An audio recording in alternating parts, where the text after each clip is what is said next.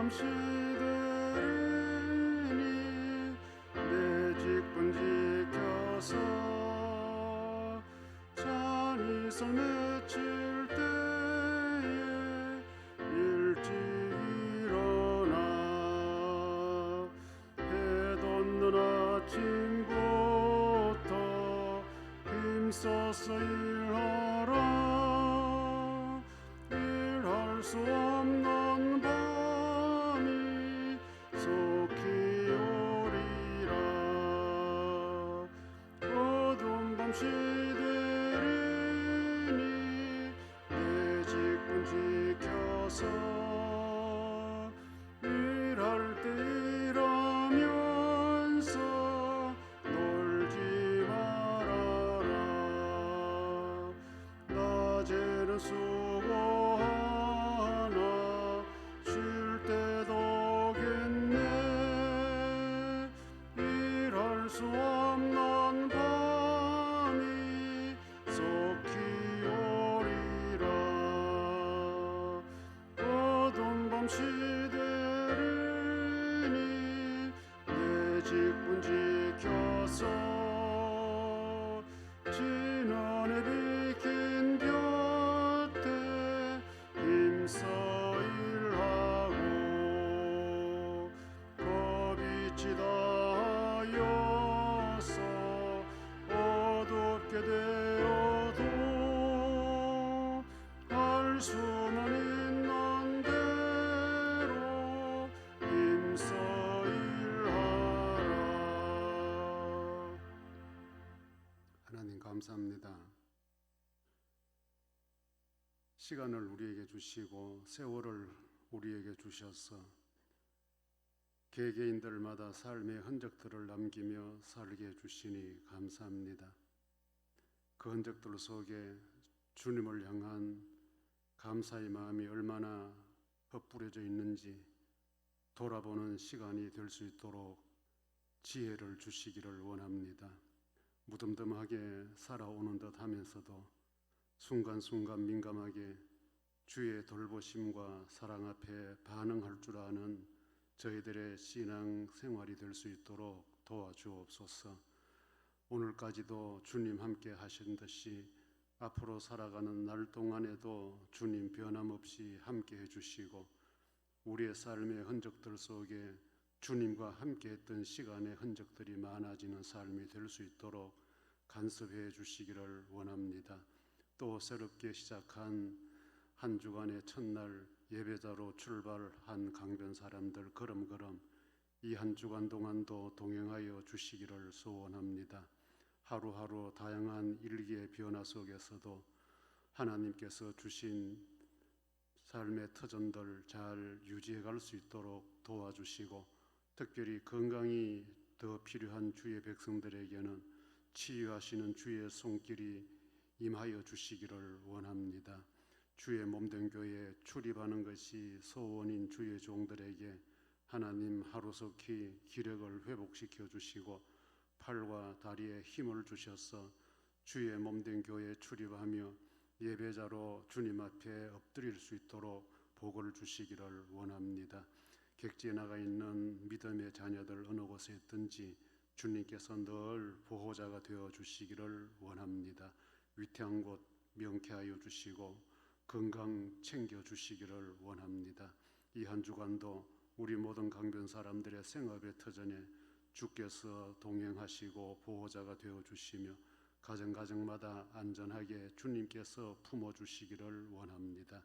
우리의 말과 우리의 생각과 우리의 작은 몸짓 하나도 주님에게 인정받는 한 주간의 생활이 될 수 있도록 인도하여 주실 줄 믿으며 예수님 이름으로 기도합니다. 아멘.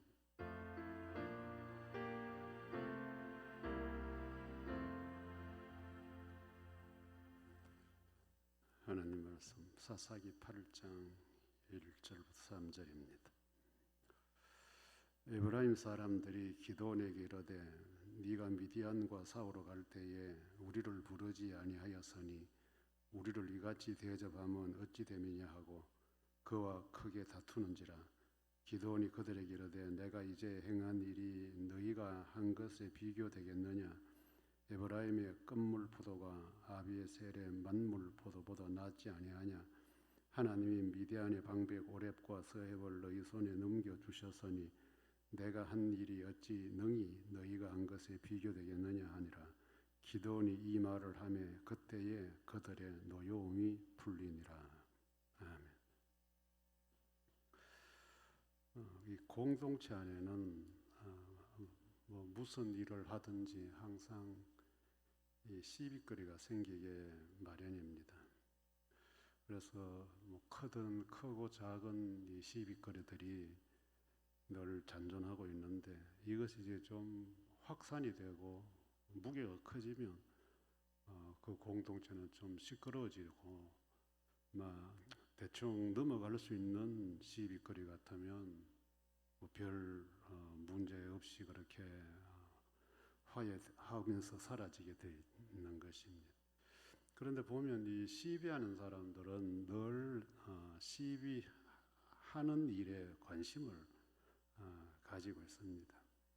조금 앞뒤 상황을 좀 돌아보고 좀 더 정확한 것을 알고 난 이후에라도 옳고 그름을 좀 이렇게 따지고 해도 되는데 보통 시비하는 사람들의 이 사고방식은 자기 생각에 따라서 이제 하게 됩니다. 그래서 이런 사람들은 좀 대체적으로 좀 완고하고 고집이 좀 센 사람들이 들어 있습니다. 오늘 이 성경에도 이제 이 에브라임 지파가 기드온에게 뜻하지 않는 시비거리를 제공을 합니다. 이제 이 기드온은 300명 군사로 인해서 미디안과의 전투에서 아주 큰 승리를 거두고 그 분위기가 굉장히 좋은 분위기입니다. 그런데 뜬금없이 이 에브라임 사람들이 기드온에게 와서 왜 이 전투에 우리에게 먼저 연락하지 않았느냐? 이제 이렇게 하면서 전쟁의 승리의 기쁨은 뒤로 하고 왜 전투할 때에 우리에게는 연락을 하지 않았느냐? 이제 이렇게 기드온에게 시비를 시작을 합니다. 그런데 보면 그 연락 안 한 것이 아니고 바로 8장 앞절에 보면 이 에브라임 사람들이 본문에도 3절에 그렇게 기드온이 설득을 하는데 이 미디안의 이 장군들을 에브라임 사람들이 잡아서 생포를 했어요. 에브라임이 전투에 참여했단 말이죠. 그런데 문제는 뭐냐면 왜 시작할 때 우리한테 연락 안 했느냐? 왜 전투를 하다가 연락을 하고 왜 처음 시작할 때 우리한테 연락 안 했느냐?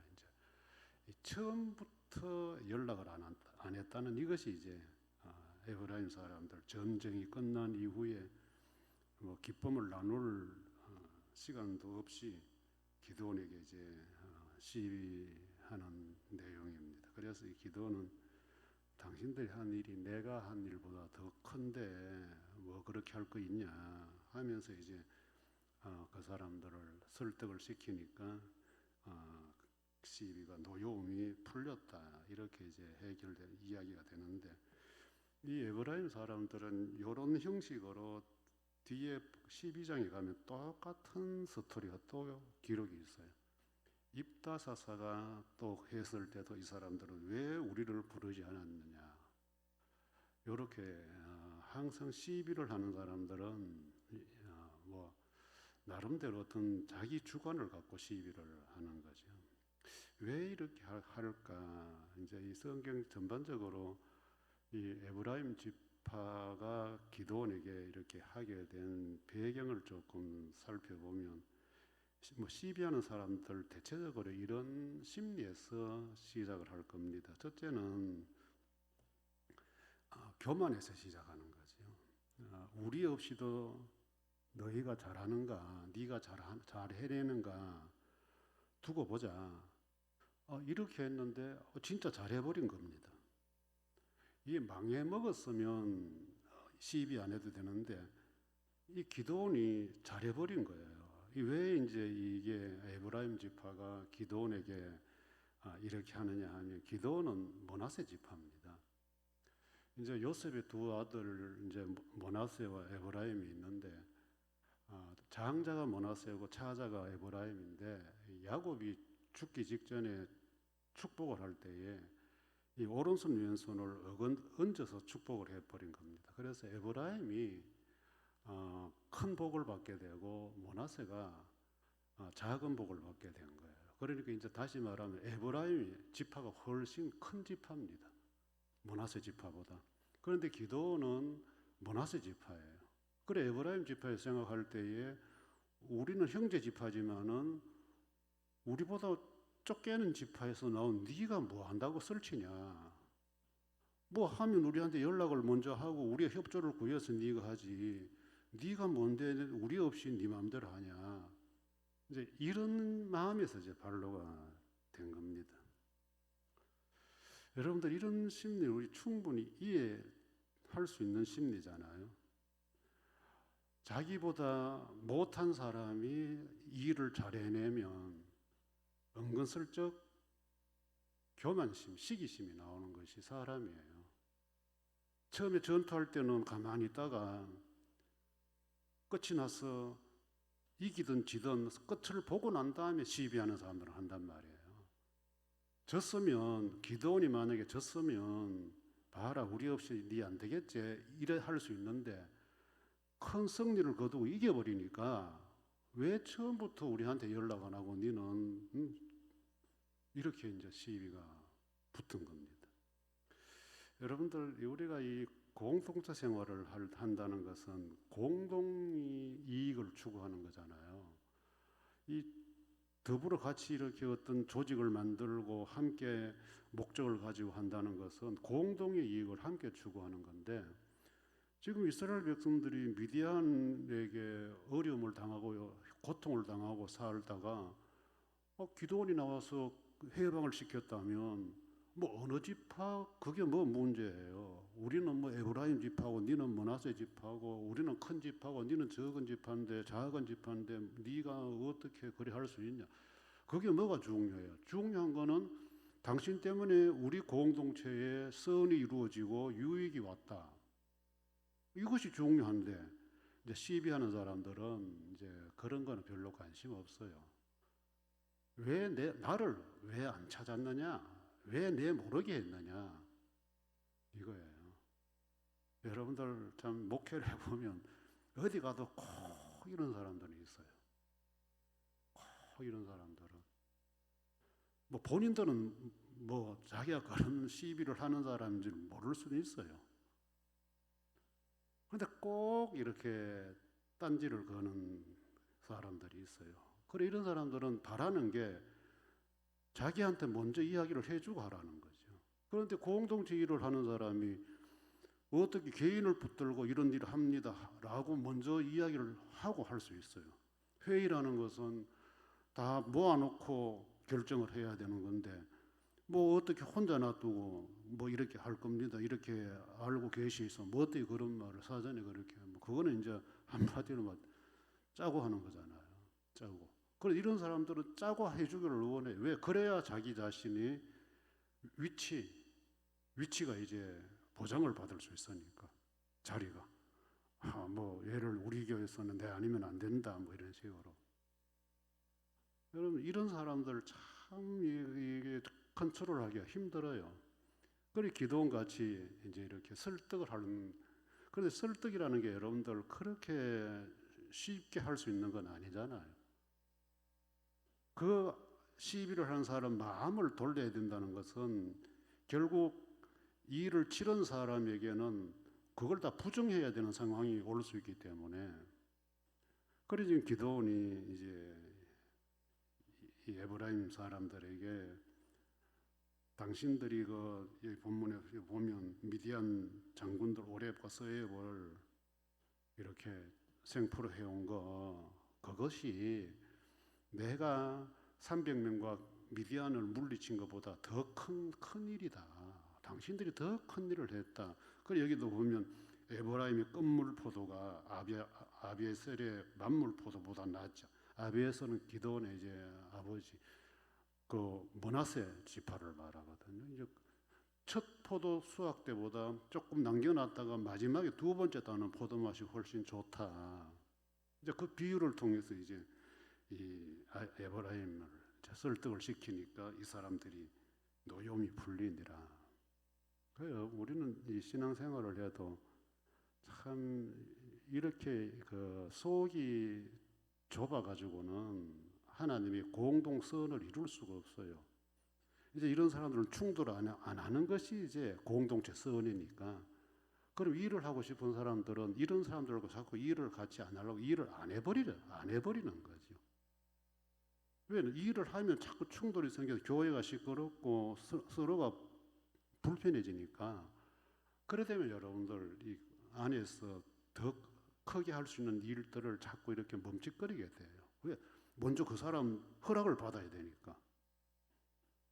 그 다음에 두 번째는 보면 이 므낫세 지파의 기도는 출신도 그렇게 뭐 번듯한 출신이 아니요. 농부로서 이 포도 농사나 짓는 그런 유형, 그리고 굉장히 소심했던 이런 사람이 에브라임 큰 지파에서 일꾼이 안 나오고 그 작은 므낫세 지파에서 그것도 뭐 아주 걸출한 인물도 아니고 째째하게 말이지, 숨어서 농사 포도 접이나 짜는 이런 사람이 지도자가 되었다. 여기에 이제 질투심이 걸려 있는 거예요. 질투심이. 그 솔직한 말로 뭐 이렇게 므낫세 지파나 에브라임 지파는 형제 지파인데 그 12지파 중에 형제 지파 중에 참 지도자가 나왔다 그러면 그 얼마나 참 축하할 일이고 박수 쳐줄 일이에요. 그런데 이 에브라임 지파 쪽에서는 볼 때에 이게 이제 못마땅한 거죠. 못마땅한 거예요. 큰 지파에서 우리 쪽에서 나왔어야 되는데 이제 작은 므낫세 지파에서 더군다나 소심하고 별 볼도 없었던 네가 우리의 지도자가 되었다. 이제 여기에는 이제 질투심이 깔려 있다고 볼 수 있죠.